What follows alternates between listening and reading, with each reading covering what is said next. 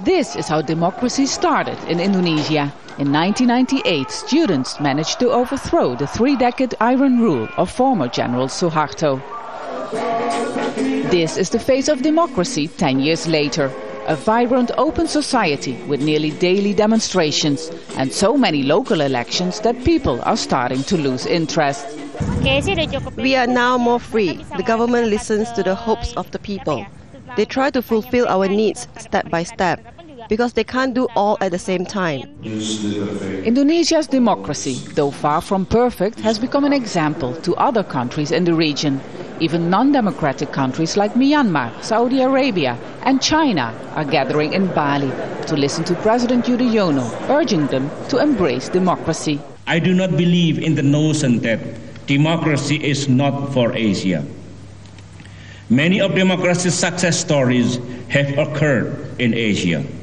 And while the Greeks get the credit for inventing the term democracy, democratic practices were found pervasively in many Asian societies for centuries, including here, Indonesia.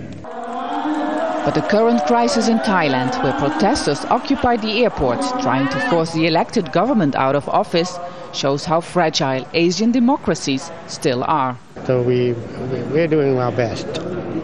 But you see, every time when there was some crisis or some disruption, we always return to democracy. You're not afraid that at the end maybe democracy will be abolished because apparently people don't accept it? That will never happen.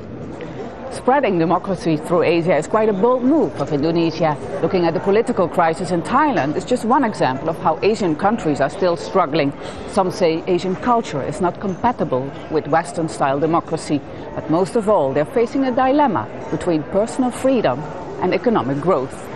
That's why even some prominent Indonesians look jealously at China, where economic growth has not been hampered by the need for democratic decision-making. According to the Vice President, Indonesia has become too free. Too many elections in Indonesia. Local election, national election, so much. Too many, opinions.